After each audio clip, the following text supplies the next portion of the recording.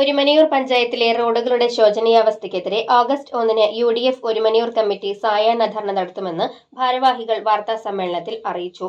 Williams മുതൽ ചാവക്കാട് വരെയുള്ള 2 kilometre ദൂരം ദേശീയപാത 66ന്റെ കോൺട്രാക്ട് എടുത്ത കമ്പനിയായ ശിവാലയ ഗ്രൂപ്പ് ഇതുവരെ മുഴുവനായും ടാറിംഗ് നടത്തിയിട്ടില്ല. അശാസ്ത്രീയമായി കട്ട വിരിച്ചതുമൂലം അപകടങ്ങളും നിത്യസംഭവമാവുകയാണ്. 2022 മുതൽ 25 വരെയുള്ള 3 സാമ്പത്തിക വർഷങ്ങളിലെ ഫണ്ട് കാലഹരണപ്പെടുത്തി പഞ്ചായത്ത് അധികൃതർ ജനങ്ങളെ വെല്ലുവിളിക്കുകയാണെന്ന് UDF വാർത്താസമ്മേളനത്തിൽ ആരോപിച്ചു. ജില്ലാ പഞ്ചായത്ത് നിന്നും അനുവദിച്ചു കിട്ടിയ വനിതാ ജിം പണി പൂർത്തീകരിച്ച് തുടർന്നു കൊടുക്കാൻ സാധിച്ചിട്ടില്ലെന്നും പഞ്ചായത്തിലെ ക്ലബ്ബുകൾക്ക് അനുവദിക്കേണ്ട സ്പോർട്സ് കിറ്റ് വിതരണം നടത്താതെ യുവജനങ്ങളെ പറ്റിക്കുകയാണെന്നും ഭാരവാഹികൾ പറഞ്ഞു.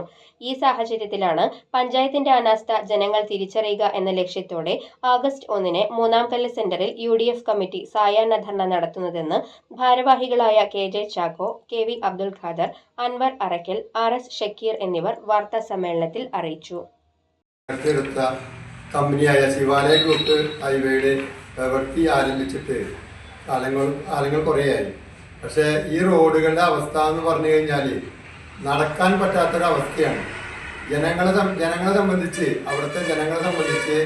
മഴ പെയ്തു കഴിഞ്ഞാൽ വലിയ ചെളിക്കുണ്ടും വെയിലുദിച്ചു കഴിഞ്ഞാൽ വലിയ പൊടിശല്യമാണ്.